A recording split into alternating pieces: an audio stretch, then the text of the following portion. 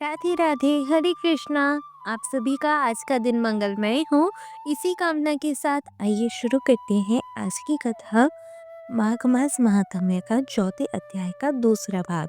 अब तक की वीडियो में आप सभी ने जाना कि नरक की कितनी कोटियां बताई गई है। उपयुक्त कोटियों में से प्रत्येक के पांच पांच नायक हैं। उनके नाम सुनो।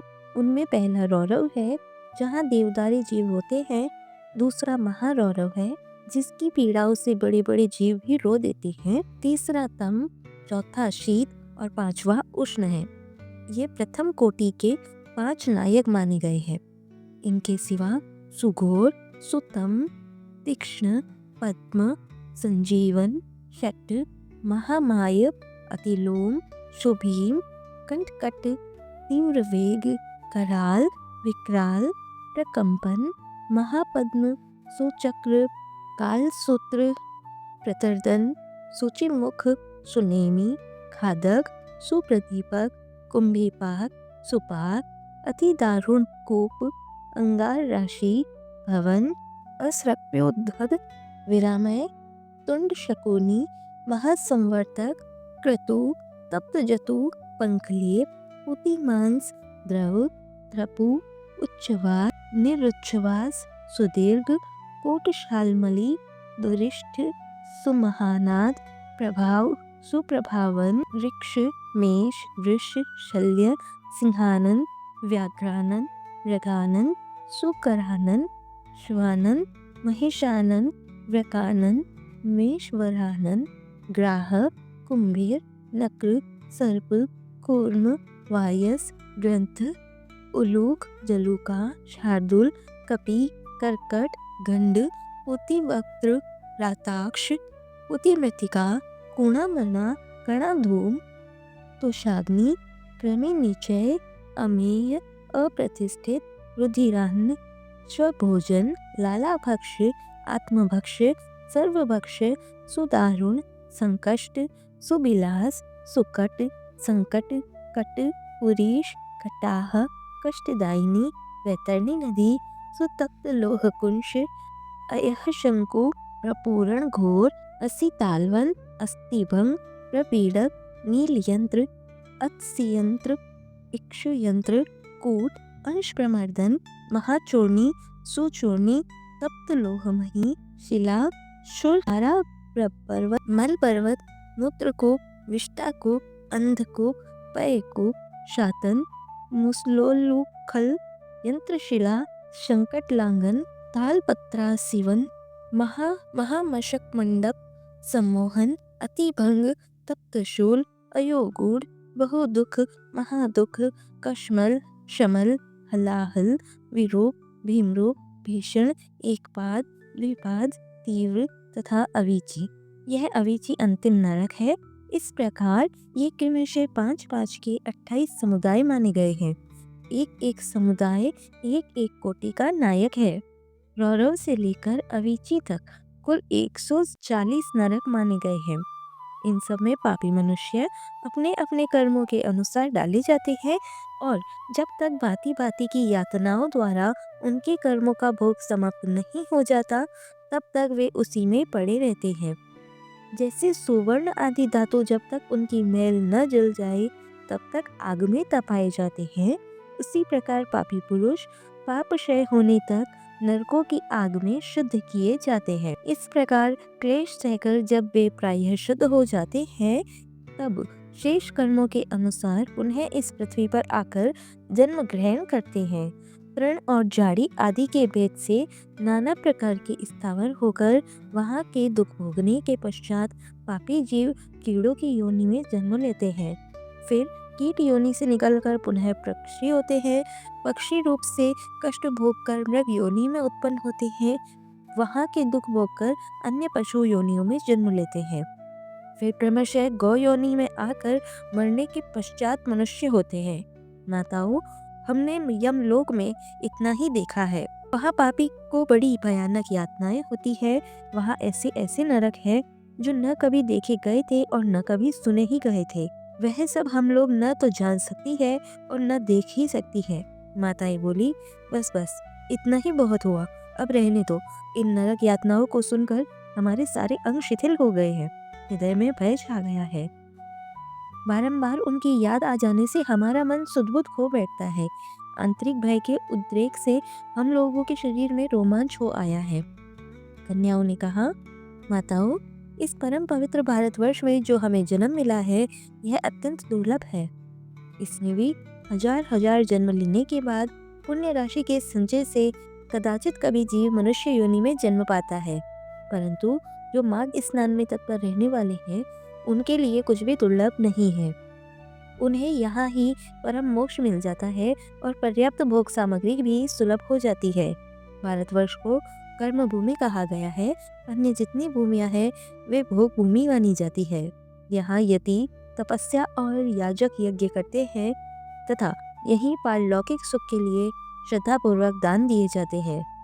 कितने ही धन्य पुरुष यही माघ स्नान करते तथा तपस्या करके अपने कर्मों के अनुसार ब्रह्मा, इंद्र, देवता और मरुत गणों का पद प्राप्त करते हैं। यह भारतवर्ष सभी देशों से श्रेष्ठ माना गया है, क्योंकि यही मनुष्य धर्म तथा स्वर्ग और मोक्ष की सिद्धि कर सकते हैं। इस पवित्र भारत देश में क्षणभंगुर मानव जीवन को पाकर जो अपने आत्मा का कल्याण नहीं करते, उसने अपने आप को ठग लिया। मनुष्यों में भी अत्यंत दुर्लभ ब्राह्मणत्व को पाकर जो अपना कल्याण नहीं करता, उससे बढ़कर मूर्ख कौन होगा। कितने ही काल के बाद जीव अत्यंत दुर्लभ मानव जीवन प्राप्त करता है। इसे पाकर ऐसा करना चाहिए जिससे कभी नरक में न जाना पड़े। देवता लोग भी यह अभिलाषा करते हैं कि हम लोग तब भारतवर्ष में जन्म लेकर माघ मास में प्रातःकाल किसी नदी या सरोवर के जल में गोते लगाएंगे। देवता यह गीत गाते हैं कि जो लोग देवत्व के पश्चात स्वर्ग और मोक्ष की प्राप्ति के मार्गभूत भारतवर्ष के भूभाग में मनुष्य जन्म धारण करते हैं, वे धन्य है। हम नहीं जानते कि स्वर्ग की प्राप्ति कराने वाले और पुण्य कर्म के क्षीण होने पर किस देश में हमें पुनः देह धारण करना होगा। जो भारत देश में जन्म लेकर सब इंद्रियों से युक्त है, किसी भी इंद्रिय से हीन नहीं है, वे ही मनुष्य धन्य है। अतः माताओं, तुम भय मत करो, भय मत करो, आदरपूर्वक धर्म का अनुष्ठान करो। जिनके पास दान रूपी राह खर्च होता है, वे यमलोक के मार्ग पर सुख से जाते हैं। अन्यथा उस पाथे रहित पथ पर जीव को क्लेश भोगना पड़ता है। ऐसा जानकर मनुष्य पुण्य करे और पाप छोड़ दे। पुण्य से देवत्व की प्राप्ति होती है और अधर्म से नरक में गिरना पड़ता है। जो किंचित भी देवेश्वर भगवान श्री हरि की शरण में गए हैं, वे भयंकर यमलोक का दर्शन नहीं करते।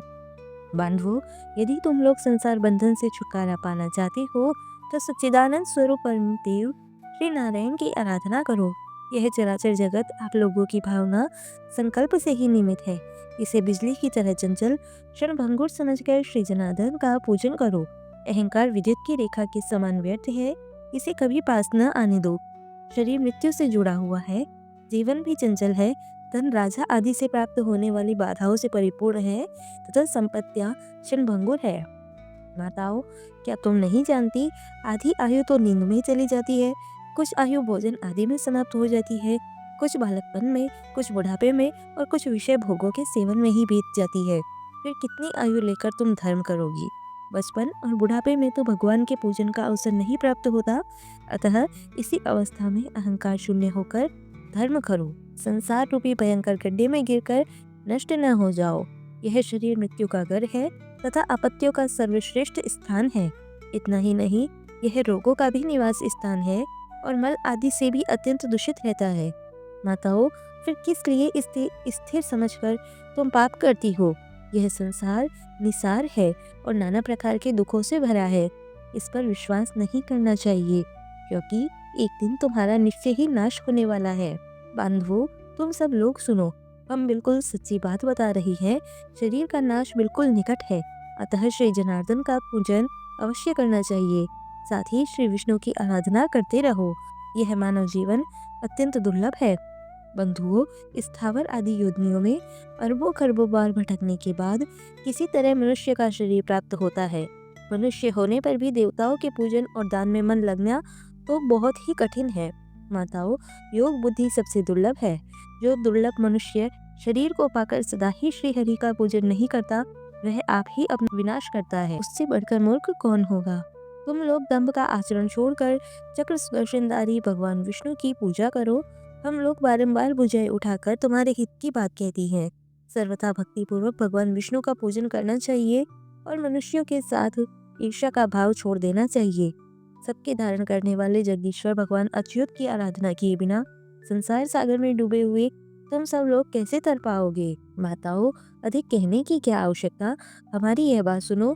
जो प्रतिदिन तन्मय होकर भगवान गोविंद के गुणों का गान तथा नामों का संकीर्तन सुनते हैं, उन्हें वेदों से, तपस्या से, शास्त्रोक्त दक्षिणा वाले यज्ञों से, पुत्र और स्त्रियों से, संसार के कृत्यों से तथा घर, खेत और बंधु बांधवों से क्या लेना। इसलिए तुम लोग भय छोड़कर श्री केशव की आराधना करो। शालग्राम शिला का निर्मल और शुद्ध चरणामृत पियो और भगवान विष्णु के दिन एकादशी या उपवास किया करो। जब सूर्य मकर राशि पर स्थित हो, उस समय प्रतिदिन प्रातःकाल स्नान करो। साथ ही पति की सेवा में लगी रहो। नरक का भय तो तुम्हें दूर से ही छोड़ देना चाहिए, क्योंकि सब पापों का नाश करने वाली परम पवित्र एकादशी तिथि प्रत्येक पक्ष में आती है। फिर तुम्हें नरक से भय क्यों हो रहा है? घर से बाहर के जल में स्नान करने से पुण्य प्रदान करने वाला माघ मास प्रतिवर्ष आया करता है। फिर तुम्हें नरक से भय क्यों होता है? वशिष्ठ जी कहते हैं, राजन, वे कन्याएं अपनी माताओं से इस प्रकार कहकर पुनः माघ स्नान, उपवास आदि व्रत, धर्म तथा दान करने लगी। आशा है कि आज की वीडियो आपको पसंद आई होगी। वीडियो अगर पसंद आई हो तो प्लीज इसे लाइक, शेयर और चैनल को सब्सक्राइब जरूर कर लीजिएगा। Thank you for watching. जय श्री कृष्णा, जय श्री राधे।